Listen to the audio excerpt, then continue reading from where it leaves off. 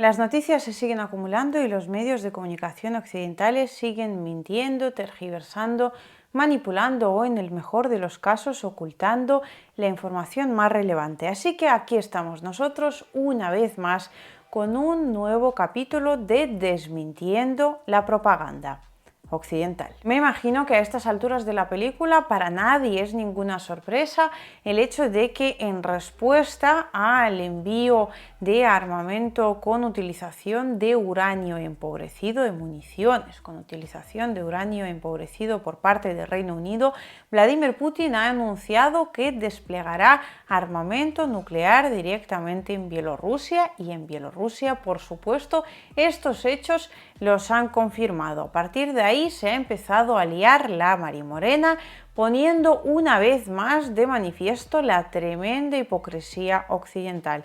Y aparte de comentar estos hechos, hoy os he preparado unos cuantos vídeos que esa hipocresía occidental la demuestran mejor imposible. En primer lugar, qué raro, ¿no?, que Occidente no haya dicho absolutamente nada sobre el tema del envío de municiones con utilización de uranio empobrecido por parte del Reino Unido, y sin embargo, se ha echado las manos a la cabeza cuando Rusia ha anunciado la respuesta que va a tener este acto. ¿Qué pasa? O sea, ¿por qué lo que hace Reino Unido sí se puede hacer cuando sabemos perfectamente las consecuencias absolutamente terribles que va a traer, y lo que hace Rusia, que en principio, más allá de una mera medida de seguridad adicional, no traerá ninguna consecuencia? Eso sí, es malísimo. Además, desde la Unión Europea, pues como si no tuvieran ningún otro mecanismo de actuar, bueno, parece que realmente no tienen ningún otro mecanismo, puesto que han anunciado que una vez más están estudiando más sanciones contra Rusia, contra Bielorrusia, contra la madre que los trajo a ambos. En fin, creo que para nadie es ninguna sorpresa a estas alturas de la vida que estas sanciones no afectarán ni a Rusia ni a Bielorrusia, a Rusia mucho menos, pero además Rusia, por supuesto, cuando toma la decisión de posicionar ese armamento nuclear directamente en Bielorrusia, por supuesto no os quepa la menor duda de que está preparada para echarle un cable a Bielorrusia en el caso de que lo necesite. Es decir, las sanciones que están anunciando ahora, las represalias que va a tomar la Unión Europea al respecto, como siempre, una vez más van a afectar sobre todo a los que vivimos en la Unión Europea. A Rusia, como siempre, pues le terminarán llegando como muchísimo, una ínfima parte, porque ya veis, los mismos medios occidentales pues están obligados a informar de estos hechos, puesto que sencillamente no pueden ocultarse. Anuncian que Rusia ha multiplicado su comercio con la India en algunos casos hasta por 22. O sea, está ahora mismo la India importando 22 veces más petróleo del que importaba antes de que Occidente impusiera sanciones. Y os recuerdo que desde Occidente se ha amenazado a la India con todo tipo de represalias, pero ya veis, el cuento es que Rusia se va quedando sola, pero lo cierto es que quien se va quedando cada vez más solo es precisamente Occidente, porque la gran mayoría de países realmente importantes, realmente fuertes a nivel mundial, os recuerdo que la India cuenta con la población más grande a nivel mundial, superando ya incluso a China, pues sencillamente no hacen ni puñetero caso a lo que digan desde Estados Unidos, desde la Unión Europea, desde Reino Unido, porque se han cansado de ser sus vasallos. Y mientras estamos hablando de Rusia y Bielorrusia, primera pedazo de hipocresía occidental al canto. Resulta que a la ministra de Deportes de Canadá, que propuso vetar a Rusia y a Bielorrusia de todo tipo de eventos deportivos, le preguntaron qué diferencia tenían estos hechos con otros llevados a cabo, oh sorpresa, por Estados Unidos. Madame Saint-Ange, I have a question for you. You've said you don't want Belarusian and Russian athletes at the Olympics. Sorry, I'm just asking a question of the minister. She's the Minister of Sport. I'm asking, she doesn't want Russian or Belarusian athletes. to participate in international Olympics or sporting events. But did you feel the same way after the U.S. invaded Iraq? Ok, c'est bon. 20 year anniversary. Excuse-moi. How about Afghanistan? How about Canadian troops after we bombed? Excusez-moi, How about Canadian athletes excusez-moi. after we bombed Libya or Afghanistan? Excuse me. Excusez-moi. Why won't you answer the question? It's a really simple question. Allez-y. Minister Saint-Ange, it's a really simple question. Why? How about Israeli athletes? Monsieur. Israel has a Monsieur 50-year Yves. occupation, Monsieur Yves. 50-year occupation of Palestinian lands, an apartheid state. How about banning Israeli athletes? On a eu une discussion. Si vous avez des questions, n'hésitez pas. Vous avez mon numéro de téléphone. Why can't you answer the question? Non, si vous avez des questions, no, excuse me. si vous avez des Why can't you questions, answer the question? si vous avez des Why won't you answer the question?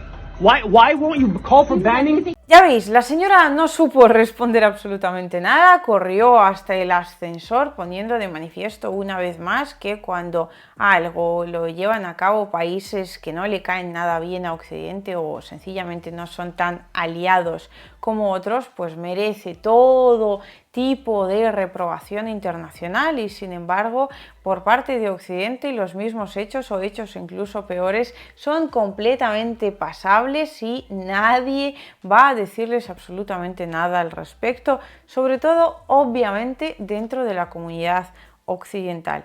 Es decir, tremenda hipocresía número uno y en términos generales este tipo de doble rasero ya no solo lo denuncian los países no alineados con Occidente, sino directamente Amnistía Internacional.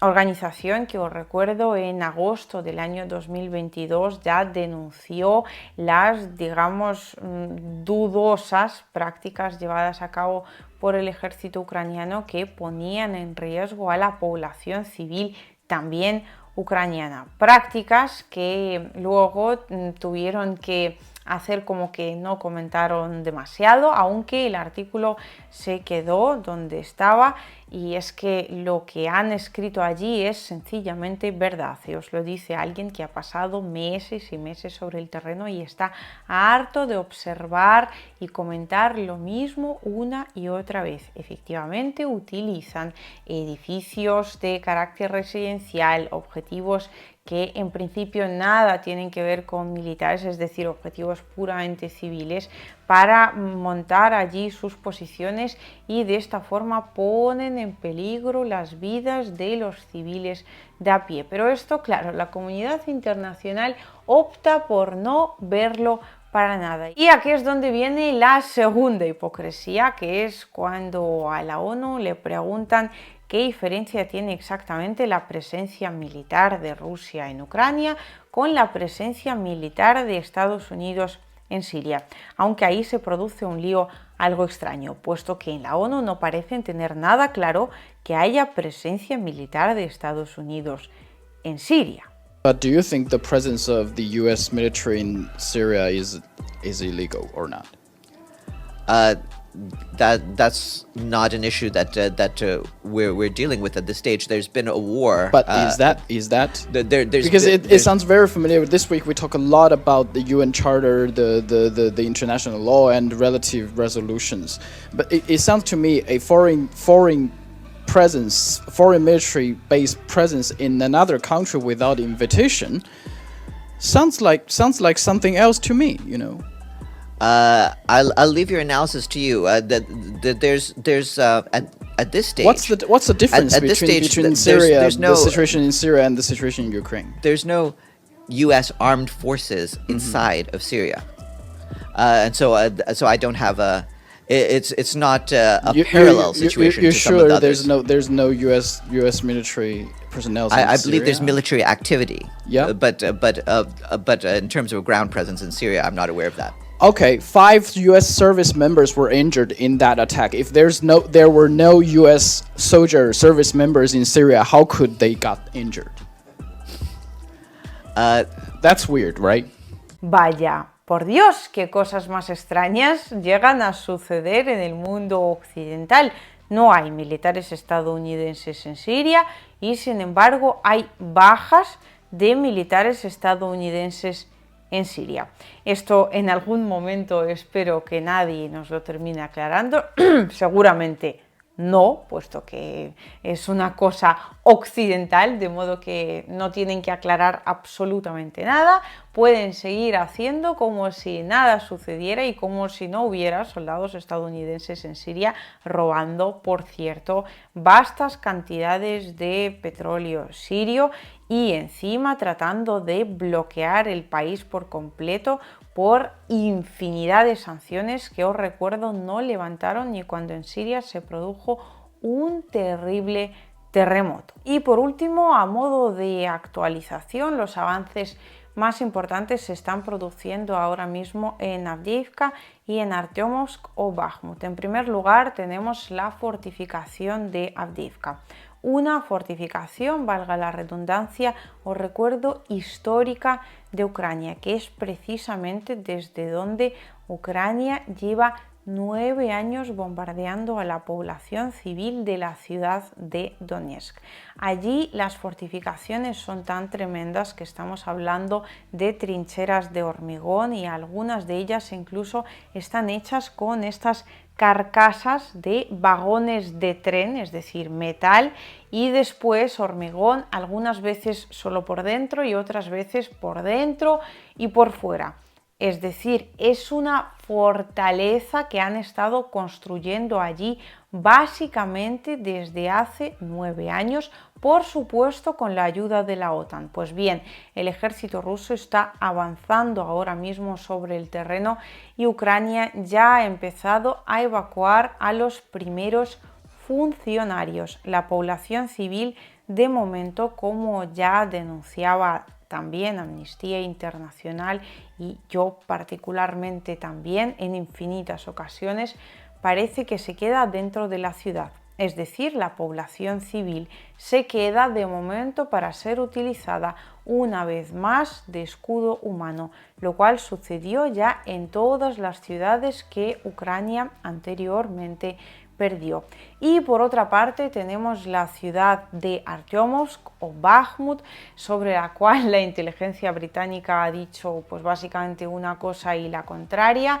Tenéis aquí el mapa para que podáis ver cuáles son exactamente los avances del PMC Wagner que se han producido sobre el terreno.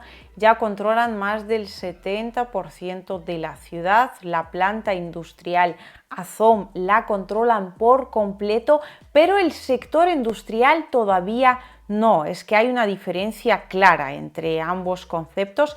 Están produciéndose ahora mismo duras batallas por ese sector industrial y el PMC Wagner controla ya prácticamente el centro de la ciudad. Además, si os fijáis, al final la pinza no se está cerrando. Esto lo comentaremos más adelante, puesto que no es ninguna casualidad y por supuesto no es ninguna debilidad. Se trata de estrategia militar pura y dura. Están avanzando sobre el terreno sin terminar de cerrar esa pinza, lo cual por lo visto tiene una razón de ser muy importante que tiene que ver directamente con el primer y el más importante objetivo del PMC Wagner en esta operación militar especial. Y por último, algo tan obvio que hasta los medios occidentales tienen que dejar de lado el tremendismo y empezar a publicar la verdad.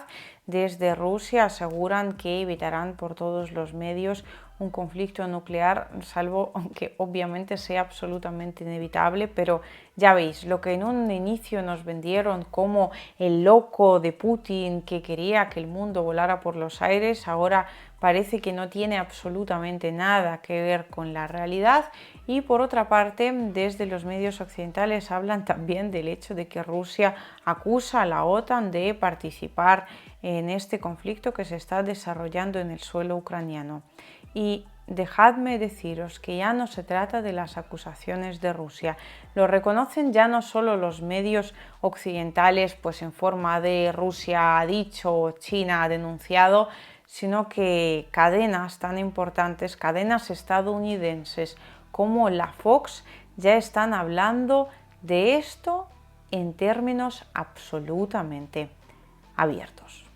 Second time that we know of, the Biden administration has shut down any attempt to reach a brokered ceasefire. Why do you think that is?